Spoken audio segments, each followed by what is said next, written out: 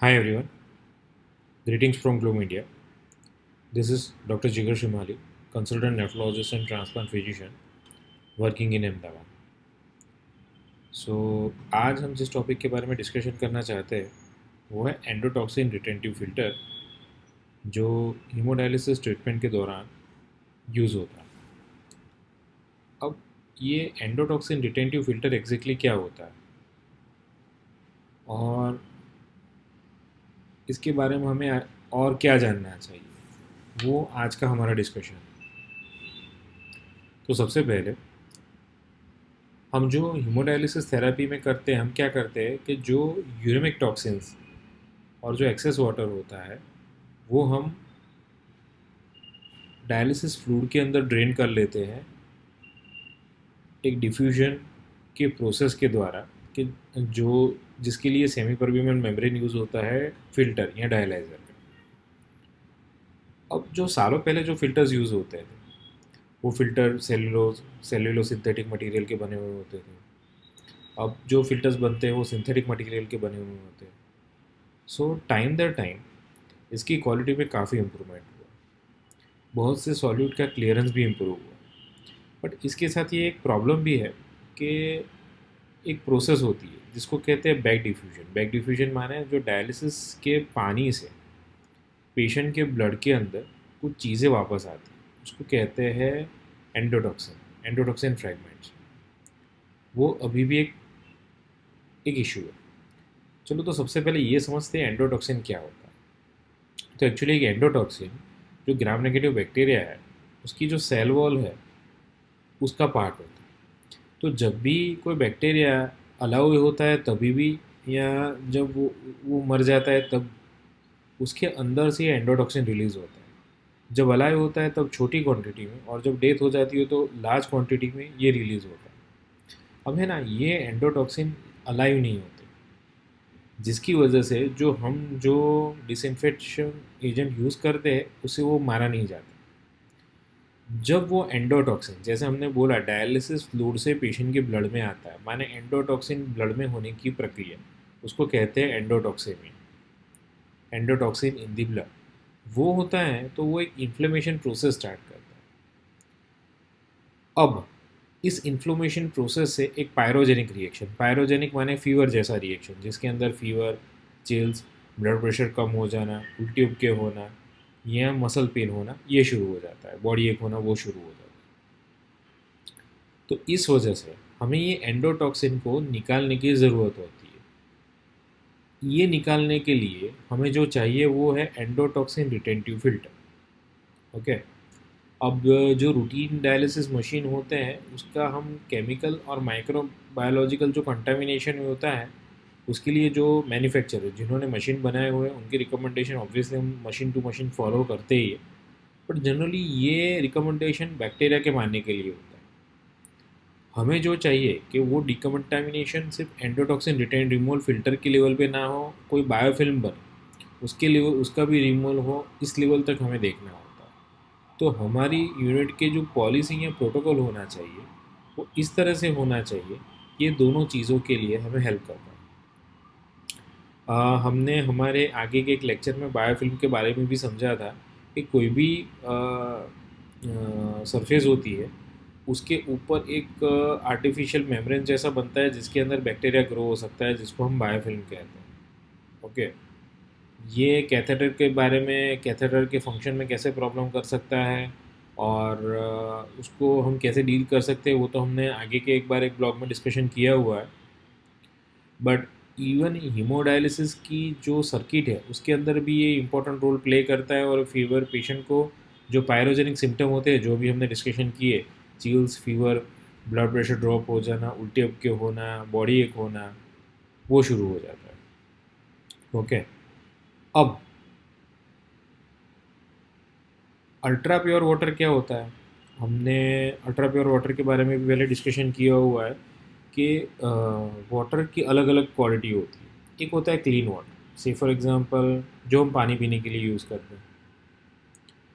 एक होता है प्योर वाटर, जनरली जो रूटीन डायलिसिस में जो यूज़ होता है, ठीक है ना, कि वो होता है। एक होता है ultra pure water. Ultra pure water तब यूज़ होता है कि जब हमें वो वाटर के ब्लड के अंदर बैक लीके जो बैक डिफ्यूजन हो उससे मिनिमम प्रॉब्लम हो, उसको हम अल्ट्रा प्योर वाटर कहते हैं।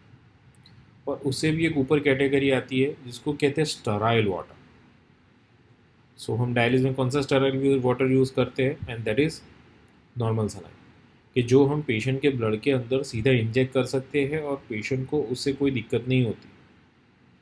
जो स्टराइल वाटर होता है वो ऑब्वियसली पैक होता है, that's the thing. Okay, on the contrary जो हम ये डायलिसिस का जो फ्लूइड बनता है वो तो सीधा जो हमारा ग्राउंड वाटर होता है या म्यूनसिपल वाटर होता है वो हमारे आरओ प्लांट से फ़िल्टर होते हुए हमारे डायलिसिस मशीन तक पहुंचता है एक सेंट्रल डिलीवरी सिस्टम से, और फिर उसमें से अगर हम एंडोटॉक्सिन रिमूव अच्छे से कर पाए तो वो अल्ट्रा प्योर वाटर बनता है। ये प्रोसेस है। तो clean water, pure water, ultra pure water और स्टराइल वाटर, ये चार क्या कैटेगरी होती है वो एक हमने समझ लिया।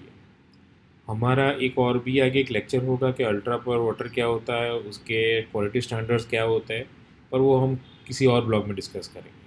आज जो हमारा टॉपिक है एंडोटॉक्सिन रिटेंटिव फ़िल्टर जो अल्ट्रा प्योर वाटर के प्रोडक्शन के लिए काम आता है, हम उसके बारे में डिस्कशन कंटिन्यू कर रहे हैं। सो जो डायलिसिस मशीन रूटीन में जो बनी हुई है वो इस तरह से बनी हुई है कि जिसमें बैक्टीरियल और एंडोटॉक्सिन रिटेंटिव फ़िल्टर को इंस्टॉल किया जाए और वो जो डायलिसिस का फ्लूइड पाथवे है वो उसका एक पार्ट बन जाए। जिस तरह से मशीन को हम डिसइंफेक्ट करते हैं, साथ में ऑब्वियसली इस फिल्टर को भी डिसइंफेक्शन करना होता है, तो मशीन के साथ साथ ये फिल्टर भी डिसइंफेक्ट हो जाता है। अब सब फिल्टर की कैपेसिटी अलग अलग होती है माइक्रोबायोलॉजिकल कंटामिनेशन के लिए। इसकी वजह से जो मैन्युफैक्चर ने जो रिकमेंड किया हुआ हो वही एंडोटॉक्सिन रिटेंटिव फिल्टर ट्रीटमेंट के लिए हमें यूज़ करना चाहिए। अब मैन्युफैक्चरर किस और अलग अलग जो एंडोटॉक्सिन रिटेंटिव फ़िल्टर होते हैं उसका एक हम ओवरव्यू देख लेते हैं। यहाँ पे मैंने एक टेबल दिया हुआ है कि जिसके अंदर जो मेजरली चार मैन्युफैक्चरर है डायलिसिस मशीन के, उनके मशीन में कौन कौन से उनकी तरफ से रिकमेंडेशन है एंडोटॉक्सिन रिटेंटिव फ़िल्टर के, वो हमने दिए हुए हैं। और उनकी इन्फॉर्मेशन को यहाँ पे एक कंपैरिजन फॉर्म में लिया गया है। ये टेबल में जो भी इंफॉर्मेशन दी गई है वो मैन्युफैक्चरर के पैकेज इंसर्ट में जो दिया गया है वही इन्फॉर्मेशन है, हम सिर्फ उसको अभी हम कंपेयर कर रहे हैं। सो अगर हम बात करें निप्रो की तो उसका जो एंडोटॉक्सिन रिटेंटिव फ़िल्टर है उसका नाम है CF609N और उसको हम कट फ़िल्टर CF भी कहते हैं। रेजिनियस का डायसेफ फ़िल्टर आता है, बैक्स्टर का U9000 अल्ट्रा फ़िल्टर आता है और निकिसो का EF01D या EF02D आता है। इस फिल्टर के जो मेम्ब्रेन है जनरली वो अलग अलग टाइप के सिंथेटिक मटेरियल होता है वो यूज़ होता है, जिसमें आइदर पोली ईथर सल्फोन, पोलीसल्फोन, PAES PBP या PEPA पोली एस्टर पॉलीमर एलॉय, ये मेम्ब्रेन यूज़ होते हैं। ये जैसे हमने बात करी कि तो हर कंपनी के जो भी मशीन है, निप्रो का सर्डाइल मशीन होगा या फ्रेजिनियस के 4008 मशीन्स हो गए या बैक्स्टर के जो मशीन होते हैं या निकिसो के जो अलग अलग मशीन होते हैं, उसमें कौन सा फ़िल्टर किस तरह से कॉम्पिटिबल है ये हमने ये ब्लॉग के अंदर डिटेल ऑलरेडी दी हुई। ये फ़िल्टर कितनी बार यूज़ हो सकते हैं? कुछ कंपनी इसको 100 ट्रीटमेंट तक, कुछ कंपनी 150 ट्रीटमेंट तक, कुछ कंपनी 200 ट्रीटमेंट तक यूज़ करने की बात करती है। कुछ जगह 100 डेज़ या 3 महीने तक यूज़ की बात होती है। तो हर कंपनी ने अपना एक ऑपरेटिव टाइम पैकेज इंसर्ट के लिए दिया गया है, तो वो भी हमने इस डिस्कशन के अंदर दिया हुआ है। अब फाइनल बात आती है कि इस फिल्टर की ड्यूरेशन तो हमने देख लिया, पर डिसइंफेक्शन कैसे किया जाए। जैसे जो निप्रो का फ़िल्टर आता है कट फ़िल्टर, उसके लिए सिट्रिक्स एले होता है, या जो फ्रेजिनियस का जो फ़िल्टर आता है उसके प्यूरोस्टेराइल 340 या प्यूरोस्टेराइल प्लस होता है या अदर कंटेंट होते हैं। जो गैम्ब्रो का जो फ़िल्टर आता है उसके लिए ये peracetic acid, sodium carbonate, sodium hypochlorite, citric acid के कंपोनेंट यूज़ होते हैं। या जो हमने निक्कीसो की बात करी उसमें citric acid, peracetic acid, sodium hypochlorite, but collectively आप एक चीज़ देख रहे हैं, सबने कुल मिला के ऑलमोस्ट सेम डिसइंफेक्टिंग एजेंट ही यूज़ किए हुए अलग अलग कॉन्सेंट्रेशन में, ये बात। बट सबसे इम्पोर्टेंट, जब भी फ़िल्टर चेंज किया जाए उसके बाद हीट डिसइंफेक्शन करना ज़रूरी है, ये सबसे इम्पोर्टेंट बात है। ओके, अब जो हम आगे डिस्कशन करना चाहेंगे, हमने ये अलग अलग फ़िल्टर के बारे में तो डिस्कशन कर लिया है कि एंडोटॉक्सिन रिटेंटिव फ़िल्टर क्या होता है और किस काम क्या आता है। तो एंडोटॉक्सिन रिटेंटिव फ़िल्टर इसलिए है कि अल्ट्रा प्योर वाटर जनरेट हो, एंडोटॉक्सिन रिमूव हो और पायरोजेनिक रिएक्शन कम हो। इसको रेगुलर बेसिस पे चेंज करना चाहिए एज़ पर मैन्युफैक्चरर इंस्ट्रक्शन, और इसको रेगुलरली डिसइंफेक्ट भी करना चाहिए एज़ पर मैन्युफैक्चरर्स इंस्ट्रक्शन। वो इंस्ट्रक्शन हमने ऑलरेडी इस ब्लॉग में दे दिए। अब एक और एस्पेक्ट रहा है, और वो एस्पेक्ट ये है कि हम इस फ़िल्टर को कैसे चेंज करें। ओके, ये है एंडोटॉक्सिन रिटेंटिव फ़िल्टर निप्रो का। अब अगर इस फ़िल्टर को आप देखेंगे ना, तो इसके 3 एंड थे। रूटीन जो फ़िल्टर आते हैं ऑलमोस्ट 3 या 4 एंड के आते हैं। ये 3 या 4 एंड क्यों है, ये अलग अलग पॉइंट क्यों है, अगर आप इसमें देखोगे ना, तो ये 1, ये 2 और ये 3 एंड है। इसमें एक एंड एक्स्ट्रा इसलिए है कि ये फ्लश करने के लिए काम आता है, जिससे हम जो एक्स्ट्रा अगर कचरा जमा जो होता है, क्योंकि सी अगर कोई डर्ट है या कोई भी कचरा है, अगर ये फ़िल्टर को ब्लॉक कर देगा तो ये प्रॉब्लम करेगा, तो उसको रिमूवल के लिए ये एक्स्ट्रा फ्लश का ऑप्शन होता है। अब हमने देखा जैसे कि पुराना फ़िल्टर निकाल के नया फ़िल्टर इसमें कनेक्ट किया गया है। जब भी नया फ़िल्टर कनेक्ट किया जाता है, उस फ़िल्टर को जो मेंटेनेंस में अगर हम देखें तो ये ऑप्शन दिखेंगे। एक है सी एफ ड्रेनेज, एक है सी एफ फिलिंग और एक है machine filling. C F is cut filter. तो जब भी आप फ़िल्टर नया लगाने वाले हो, तो सबसे पहले आपको क्या करना पड़ेगा, तो इस फ़िल्टर के अंदर ऑब्वियसली डायलसिड फ्लूइड होगा ही, तो उसको निकाल देना पड़ता है। उसको फिर रिफ़िल करना पड़ता है जब हम एक बार रिप्लेस कर दें। Same to same mechanism obviously other machines में भी है। जैसे अगर हम ये ये फ्रेजिनेश की मशीन के बारे में बात करें, तो इसके अंदर फ़िल्टर चेंज के ऑप्शन में अगर हम जाएंगे, तो अगर हम अलाउ करेंगे फ़िल्टर चेंज, तो वो सबसे पहले कहेगा एम्प्टी फ़िल्टर। जब फ़िल्टर एम्प्टी हो जाएगा, जिसको एम्प्टी होने में जनरली 3 से 4 मिनट लगेंगे, तो मशीन के बैक साइड में हम जाके इसको अगेन जिस तरह से हमने आगे की मशीन में देखा, निप्रो के मशीन में फ़िल्टर रिमूव होता है, इसमें ऐसे भी हो, इसमें भी फ़िल्टर रिमूव किया जाएगा। ये उसके क्लैंप है, सबसे पहले उसको ओपन किया जाता है ऊपर और नीचे दोनों क्लैंप को, और फिर इस फ़िल्टर को रिमूव किया जाता है। जैसे उसमें 3 होल थे, इसमें 4 होल है, ऊपर 2 और नीचे 2। इन जनरल बाहर से ऐसा लगेगा ऊपर एक कनेक्टर है, नीचे एक कनेक्टर है, पर ऐसा नहीं है, इसमें 4 होल है। वो होल अगेन इसलिए है कि एक होता है इन पाथवे और एक आउट पाथवे होता है, जो डायलिसिस की फ्लूइड पास होने के लिए होता है, और दूसरा एक पाथवे होता है डर्ट को रिमूव करने के लिए या फ्लश करने के लिए, जो डिसइंफेक्शन के दौरान यूज़ होता है। तो जिस तरह से हमने देखा फ़िल्टर को निकाल के वापस चेंज कर दिया गया, अगर हम इस फ़िल्टर चेंज को कंफर्म करते हैं, तो वापस इस फ़िल्टर के अंदर जो एम्प्टी है, ऑब्वियसली नया फ़िल्टर है इसलिए उसके अंदर फ्लूइड को फिल कर दिया जाता है।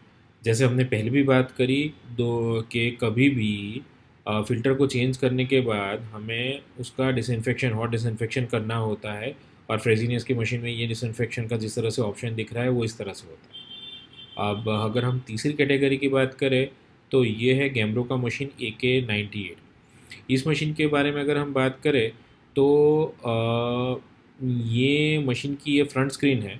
इस फ्रंट स्क्रीन के थ्रू अगर हम जाए, तो डिसइंफेक्शन रिंस मेनू के अंदर जाके अगर हम टूल्स में जाएंगे, तो हमें ये दिखाया जाता है कि फ़िल्टर कितने दिन के अंदर एक्चुअली चेंज करना था, उसका कितनी बार हीट डिसइंफेक्शन हुआ है या कितनी बार हाइपो से क्लीन हुआ है, वो इन्फॉर्मेशन रिफ्लेक्ट होती है। ये इन्फॉर्मेशन कोई मशीन के ऐसे फ्रंट स्क्रीन में रिफ्लेक्ट होती है, या किसी मशीन में वो regular as a form of message या अलार्म के फॉर्म में आता है। अब गैम्ब्रो के मशीन में अगर हम जो फ़िल्टर होता है एंडोटॉक्सिन रिटेंटिव फ़िल्टर U9000, उसको हम जिस तरह से देखें, तो ये पुराना फ़िल्टर है जो ऑलरेडी फिट है, उसका अगर हम कनेक्शन देखें ऊपर और नीचे इस तरह से कनेक्शन होता है। सब फ़िल्टर इस तरह से कनेक्टेड हो गए कि जिसकी वजह से वो ईज़िली डिसलॉज ना हो जाए। इस फ़िल्टर के पीछे के पार्ट में अगर देखो तो एक सेंसर भी है और नीचे एक ट्रे है। अगर ये देखें ना तो ये ट्रे है। ये ट्रे इसलिए है कि अगर एंडोटॉक्सिन रिटेंटिव फ़िल्टर लीक करता है तो वहाँ पे वो ट्रे में पानी भरेगा और पीछे जो सेंसर है उसे मालूम पड़ेगा। अब अगर हमें ये एंडोटॉक्सिन रिटेंटिव फ़िल्टर को रिमूव करना है तो पीछे से हम उसको स्विच को खींच के इस फ़िल्टर को डिसलॉज कर सकते हैं, जैसे इस तरह से ये डिसलॉज हुआ। जिस तरह से ये और इसको अगर हम देखें तो ये वापस फिट भी हो गया। सो इम्पोर्टेंट, ये बहुत इम्पोर्टेंट स्टेप है। हम ये वीडियो को क्यों प्रेजेंट कर रहे हैं, जिससे हम ये मालूम कर पाए कि ये फ़िल्टर कैसे रिमूव होते हैं और कैसे अटैच होते हैं। जैसे ही हमने इस फ़िल्टर का कनेक्शन लूज़ करा है और हम किस तरह से इस फ़िल्टर को रिमूव करते हैं ये अभी हम देख पा रहे हैं। एक बार हमने इस फ़िल्टर को रिमूव कर दिया और हाथ में अगर ले लिया और फिर नया फ़िल्टर अगर हमने उसको इंस्टॉल कर दिया है, तो इस फ़िल्टर को इंस्टॉल करने के बाद वापस वो प्रॉपरली लॉक हो, ये बहुत ज़रूरी है। क्योंकि इस फ़िल्टर से वरना लीकेज होता रहेगा, क्योंकि ऑब्वियसली डायलिसिस पाथवे का जो फ्लूइड है वो इसके अंदर से पास होता है। दूसरी एक बात ये भी इम्पोर्टेंट है कि ये मशीन के पीछे के साइड से फ्लूइड लीक होता रहेगा और वो that could be a source of जो लीकेज होता है वो सोर्स ऑफ इन्फेक्शन बन सकता है। इसके लिए भी ये बहुत इम्पोर्टेंट है। हमने जैसे देखा ये फ़िल्टर को वापस कनेक्ट करके उसको लॉक कर दिया गया है। जब इस तरह से एक बार फ़िल्टर को चेंज कर दिया जाता है, अगेन जो मेन स्क्रीन का ऑप्शन होता है वहाँ से उसके आगे के जो ऑप्शंस होते हैं वो देख लिए जाते हैं। से फॉर एग्ज़ाम्पल एक और चीज़ है कि जब भी कोई भी एंडोटॉक्सिन रिटेंटिव फ़िल्टर को चेंज किया जाए ना तो उस पे एक डेट लिख देनी चाहिए। ऑब्वियसली मशीन के अंदर तो डेट आती ही है, टाइम आता ही है कि कब फ़िल्टर चेंज हुआ था, बट ये कॉमन प्रैक्टिस फॉलो करनी चाहिए कि कौन से मशीन के अंदर ये एंडोटॉक्सिन रिटेंटिव फ़िल्टर लगाया गया था और कौन सी डेट को लगाया गया था, जिससे हम मालूम पड़े। जो एक पीछे जो अभी एक स्विच दिखाई गई वो एक सेंसर है, जो जैसे हमने बात करी कि ये प्लेट के अंदर अगर कोई भी फ्लूइड जमा हो तो वो हमें मालूम हो पाए, ये इसलिए। अब जब हमने ये फ़िल्टर चेंज कर दिया है तब जैसे हमने दूसरे मशीन में देखा कि हमें उसका डिसइंफेक्शन करना चाहिए, तो इसमें देख रहा है जैसे हीट में जाके हमने सिट्रिक 20% लगा के उसका कंफर्मेशन कर दिया, जिससे उसका डिसइंफेक्शन हो जाएगा, हीट डिसइंफेक्शन हो जाएगा। अब हम अगर हम देखें तो हीट डिसइंफेक्शन ऑन गोइंग है। जब एक बार ये हीट डिसइंफेक्शन कंप्लीट हो जाएगा तो उसके बाद नई इन्फॉर्मेशन उसके अंदर हमें एक बार अगर हम कंफर्म कर देंगे कि अल्ट्रा फिल्टर हमने रिप्लेस कर लिया है और उसका हमने एक बार कंफर्मेशन कर लेंगे तो सब जो डिजिट्स है वो ज़ीरो पे आ जाएंगे और उसके साथ एक नई टाइमलाइन जनरेट हो जाएगी। जैसे हम देख रहे हैं सब 000 दिख रहा है कि जिसके साथ हम फ़िल्टर को यूज़ कर पाएंगे। ये बात थी ये गैम्ब्रो का जो AK98 मशीन आता है उसके बारे में। एक और बात है कि जब भी किसी भी मशीन में एंडोटॉक्सिन कोई भी माने पायरो मशीन पे जो पेशेंट डायलिसिस होता है ऐसे पर्टिकुलर मशीन में ही अगर पायरोजेनिक रिएक्शन आ रहा है, माने फीवर आ रहा है, चिल्स राइगर हो रहे हैं, नोजिया वोमिटिंग हो रहा है, बॉडी एक बहुत होता है पेशेंट को, ऐसे अगर ये कंटिन्यूसली हो रहा है तो जैसे हमने डिस्कस किया कि एंडोटॉक्सिन रिटेंटिव फिल्टर को तो चेक करना ही है, बायोफिल्म के बारे में भी देखना चाहिए होता है। ये भी एक इम्पोर्टेंट एस्पेक्ट है। फाइनली जिस मशीन को हम देख रहे हैं ये है निकीसो। जो निकीसो का जो मशीन होता है, अगेन इसके बैक साइड के अंदर फ़िल्टर लगाया हुआ था। एक चीज़ है ऑलमोस्ट कि कोई भी अलग अलग मशीन हो, मशीन का जो फ़िल्टर एंडोटॉक्सिन रिटेंटिव फ़िल्टर होता है ये बैक साइड ही होता है। क्यों? क्योंकि ये जो फ़िल्टर है हमें इतना फ्रीक्वेंटली चेंज नहीं करना है, so that's the reason it is back side. और दूसरा ये भी है जो डायल सेट है वो बैक साइड से ही इन्फ्यूज़ होता है। अगेन इसमें अगर हम देखेंगे तो हमें 3 एंड दिखता है, फ्रेजिनेस में हमने देखा तो 4 एंड थे। सबके अलग अलग कंपोनेंट रहेंगे तो बेसिक कॉन्सेप्ट तो एक ही है कि ये एक ऐसा मेम्ब्रेन है जिसकी longitude of life routine filter से ज़्यादा है, और दूसरा इसकी endotoxin removal capacity routine filter से बहुत ज़्यादा है। जिस तरह से अगर हमने ये फ़िल्टर देख लिया तो इसको भी रिंस करना होता है, जो 10 मिनट का रिंस रखा गया है इसके अंदर, ये यूटिलाइज होता है। तो एट द एंड जो आज हमने डिस्कशन किया वो था एंडोटॉक्सिन रिटेंटिव फ़िल्टर के बारे में, क्यों ज़रूरी है और इसको रिप्लेस कैसे किया जाए और मैन्युफैक्चरर टू मैन्युफैक्चरर कैसे वेरी करता है। वीडियो दिखाने का पर्पज़ ये भी था कि जो टेक्नीशियंस है वो इंजीनियर पर डिपेंडेंट ना रहे और ये फ़िल्टर को अपनी तरह से ही चेंज कर पाए। वो एक रीज़न की वजह से हमने जो कॉमन 4 मशीन है उसके वीडियोस ऐड किए हुए हैं।